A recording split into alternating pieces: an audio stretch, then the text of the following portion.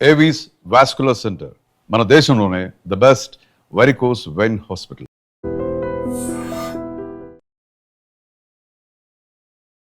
పల్నాడు జిల్లా మాచర్లలో కన్న తండ్రి కూతుర్ని దారుణంగా చంపేశాడండి.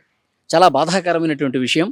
నిజంగా మాచర్ల పట్టణంలో ఈ ఘటనకు సంబంధించిన వాస్తవాలు కొంచెం లేటుగా తెలిసినాయి. ఒక వారం తర్వాత అసలు నిజం బయటకు వచ్చింది.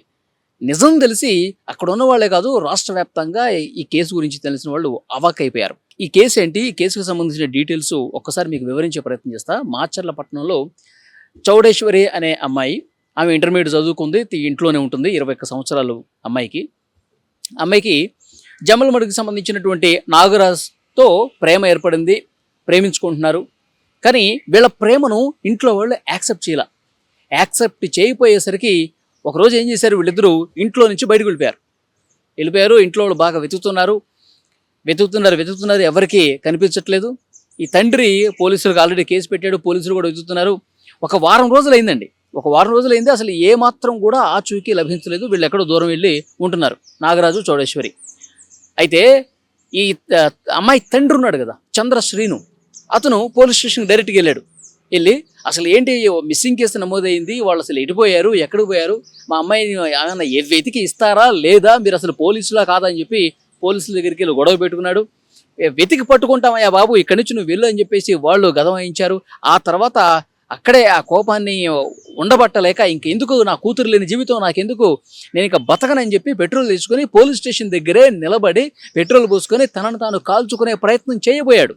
అప్పుడు వెంటనే పోలీసులు అక్కడే ఉన్నారు కాబట్టి, ఇంకొంతమంది అక్కడ ఉన్నారు కాబట్టి వెంటనే అతని మీద నీళ్లు పోసి, నీకేమైనా పిచ్చి పట్టిందా, అమ్మాయి వెళ్ళిపోతే మళ్ళీ తిరిగి రాదనుకుంటున్నావా, మేము ఇంకా సీరియస్గా తీసుకొని మీ అమ్మాయిని మీకు అప్పగిస్తాము, నువ్వు ఇలాంటి పిచ్చి వేషాలు వేయకు, కామ్గా ఇంటికి వెళ్ళిపో అని చెప్పి అతన్ని ఇంటికి పంపించారు. తర్వాత పోలీసులు కూడా 4 బృందాలుగా ఏర్పడి అది వాళ్ళ కోసం గాలించారు. వాళ్ళు ఫోన్లు తీసుకెళ్తారు కదా, సిగ్నల్స్ ఆధారంగా, టెక్నికల్ ఎవిడెన్స్ల ఆధారంగా, వాళ్ళు అక్కడ ఉన్నటువంటి సీసీ కెమెరాల ఆధారంగా ఎక్కడున్నారు ఏంటి అని చెప్పి గాలిస్తే వాళ్ళు ఒక దగ్గర ఉన్నారని తెలుసుకున్నారు. వాళ్ళని నేరుగా తీసుకొచ్చి నాగరాజుని వాళ్ళ ఇంటికి, ఈ చౌడేశ్వరిని వీళ్ళ ఇంటికి పంపించారు. ఇక్కడతో కథ మొత్తం క్లియర్ అయిపోయింది అనుకున్నారు. మా అమ్మాయి మా ఇంటికి వచ్చేసింది కదా, ఇక మా అమ్మాయిని వెంటనే ఒక మంచి అబ్బాయికి ఇచ్చి పెళ్లి చేపిద్దాం, ఈ నాగరాజు అనేవాడు అసలు వద్దు, ఇప్పటికైనా నువ్వు మనసు మార్చుకోమ్మా, ఇప్పటికైనా నువ్వు మేము చెప్పిన అబ్బాయిని పెళ్లి చేసుకొని నీ జీవితం బాగుంటుంది, అనవసరంగా వాడితో వెళ్ళకని చెప్పి కొంత గొడవలు జరిగినాయి. ఆ తర్వాత మేము చెప్పినటువంటి అబ్బాయినే పెళ్లి చేసుకుంటుంది అని చెప్పి వాళ్ళు కూడా అనుకున్నారు. కట్ చేస్తే 2 days తర్వాత ఆ అమ్మాయి ఇంట్లో ఉన్నటువంటి ఫ్యాన్కి వేలాడుతూ ఊరేసుకున్నటువంటి సిచ్యువేషన్లో కనిపించింది. ఆత్మహత్య చేసుకుందని చెప్పేసి అనుకున్నారు. ఇంట్లో ఉన్నటువంటి కుటుంబ సభ్యులందరూ కూడా బోరున విలపిస్తూ ఉన్నారు, ఏడుస్తూ ఉన్నారు. తర్వాత పోలీసులు వచ్చారు, పోలీసులు కూడా ఇదే విషయం చెప్పారు. అమ్మాయి సూసైడ్ చేసుకుంది, అమ్మాయి ఆత్మహత్య చేసుకుంది అంటే, వేరే అతన్ని ఒక మంచి సంబంధం చూసి పెళ్లి చేస్తామా, నాగరాజు నువ్వు మర్చిపో, నాగరాజు వద్దు మనకు సెట్టుగాడు అని చెప్పి పెళ్లికి ఒప్పుకోలేదని ఆ బాధతో ఆమె ఆత్మహత్య చేసుకుందని చెప్పి ఇంట్లో వాళ్ళు కూడా పోలీసులకు చెప్పారు. అదే నిజం అనుకున్నారు. కానీ పోలీసులు తమ స్టైల్లో విచారిస్తారు కదా, వాస్తవాలంటే వెలుగులోకి తీసుకొస్తారు కదా, నిజాలంటూ కనుక్కుంటారు కదా. పోలీసుల విచారణలో తేలినటువంటి భయంకరమైనటువంటి విషయం ఏంటంటే, ఈ అమ్మాయి బయటికి పోలీసులు అప్పగించారు కదా, ఎక్కడుందో కనుక్కుని అప్పగించారు కదా, ఆ తర్వాత రోజు రాత్రి తండ్రి చాలా దుర్మార్గంగా ఇంట్లో తలుపులు బయటకేసి కుటుంబ సభ్యులందరినీ కూడా బయటికి పంపించి ఏమీ తెలియనట్టుగా ఇంటి లోపలికి వెళ్ళి గడియ పెట్టేసి, నువ్వు ఎందుకు నేను చెప్పిన వాడిని పెళ్లి చేసుకోవటం లేదు, నువ్వు ఎవరితో పడితే వాడితో వెళ్ళిపోయి ఎవరిని పడితే వాడిని పెళ్లి చేసుకుని నా పరువు తీస్తావా, నేను అసలు రోడ్డు మీద తలెత్తుకుని బతకాలా వద్దా, లేదంటే నేను కూడా చచ్చిపోవాలా, ఎందుకే ఇట్లా తయారయ్యారు మీరని చెప్పి కూతురుతో గొడవపడి, నువ్వు ఇక వినవు, మీ ఇట్లా చెప్తే వినవని చెప్పి ఆ కూతుర్ని కింద నేల మీద పడుకోబెట్టి కడుపు మీద ఎక్కి గొంతు పిసికేసి ఆ దిండుతో ముఖం మీద గట్టిగా అదిమ పెట్టి శ్వాస ఆడకుండా చేసి, ఊపిరాడకుండా చేసి, తర్వాత ఆమె కొన ఊపిరితో ఉండగా ఇక 1 నిమిషం 2 నిమిషాల్లో అయిపోతుంది అనగా, అప్పుడు అక్కడే ఉన్నటువంటి ఒక చీరలు ఉంటాయి కదా ఆ రూమ్లో, ఒక కొత్త చీర తీసుకుని ఆమె మెడకి బిగించి డైరెక్ట్గా ఆమె కొన ఊపిరితో ఇక కొట్టుమిట్టాడుతోంది. డైరెక్ట్గా పైన ఉన్నటువంటి ఫ్యాన్కి వేలాడి తీశాడు. కన్న తండ్రి వేలాడి తీసి ఆమె ఉరేసుకుని చనిపోయిందని చెప్పి అందరికీ నమ్మించే ప్రయత్నం చేశాడు. అంతకుముందు ఆయనే ఆ పాప మీద గుండెల మీద కూర్చొని అదిమి పట్టి ఊపిరాడకుండా చేసి ఇక లాస్ట్లో క్లైమాక్స్లో ఊరేసి చీరకి గొంతు బిగించి ఫ్యాన్కి వేలాడదీసి చనిపోయింది, ఆత్మహత్య చేసుకుందని చెప్పి ఊళ్ళో వాళ్ళందరినీ నమ్మించే ప్రయత్నం చేశారు.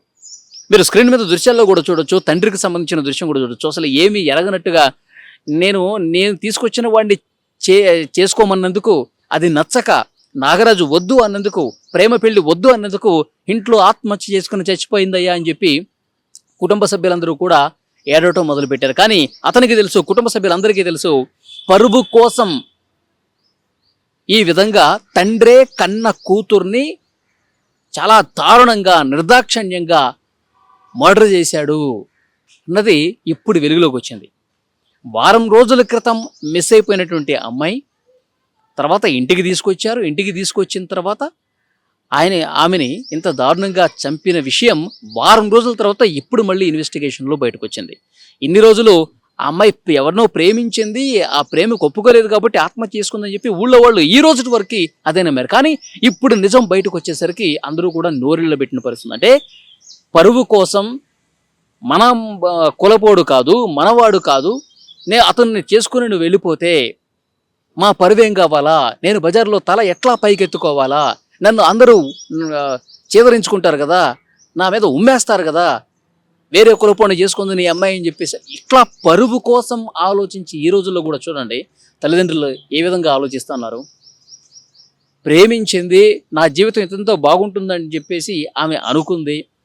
సరే, కూతురు సంతోషం, ప్రేమ, కూతురు సుఖం ముఖ్యం అనుకొని కొంతమంది తల్లిదండ్రులు మనసుని కొంచెం మెత్తపరుచుకొని, సరే అమ్మాయి ఇష్టపడుతుంది కదా, అమ్మాయి సంతోషంగా అంటే మనకేం కావాలని చెప్పి అతను ఏ కులమైనా సరే, ఏ మతమైనా సరే, ఏ వర్గమైనా సరే, ఏ జాతి అయినా సరే, కూతురు అల్లుడు ఇద్దరు సంతోషంగా ఉంటే నాకు అంతకంటే ఏం కావాలని ఆలోచించే కుటుంబాలు కొన్ని ఉన్నప్పటికీ కూడా ఈ విధంగా పరువు కోసం పాకులాడి పరువు హత్యలు చేస్తున్నటువంటి ఘటనలు కూడా మనం చూస్తూ ఉన్నాం. సో చాలా బాధాకరమైనటువంటి విషయం. ఈ కేసుకు సంబంధించిన నిజాలు బయటకు వచ్చేసరికి అందరూ కూడా షాక్ తిన్నారు, కంగు తిన్నారు. అప్పటి వరకు ఆ తల్లిదండ్రులు, ఆ కుటుంబంలో ఉన్నటువంటి సభ్యులందరూ కూడా వీళ్ళు ఒక డ్రామా ప్లే చేశారు, చంపేసి తానే ఆత్మహత్య చేసుకుందని చెప్పి ఒక డ్రామా ప్లే చేశారని పోలీసుల విచారణలో వెల్లడైనటువంటి పరిస్థితి. తప్పకుండా ఈ వీడియో మీద మీ అభిప్రాయాన్ని కూడా కామెంట్ రూపంలో తెలియజేయండి. And for more videos, Please subscribe to iDream. Please subscribe to iDream. Please subscribe iDream. And please subscribe to iDream. For more videos, subscribe to iDream. please like, share and subscribe to the channel. Congratulations, iDream. Subscribe to iDream. Subscribe to iDream. So subscribe to iDream Media. iDream team andarki huge congratulations. Please subscribe iDream Media. Please subscribe to iDream. Subscribe iDream. Please subscribe to iDream. iDream అంటే నా కళల ఛానల్ను subscribe చేసుకున్న నోరు తిరుగుతలేదు, మీరైతే గంట గుర్తు కొట్టండి. For more such videos, please subscribe to iDream. Subscribe to iDream. Please subscribe to iDream. Please subscribe iDream Media. Please do subscribe to iDream. Please subscribe to iDream Media. For best entertainment and information, please subscribe iDream. And don't forget to subscribe to iDream.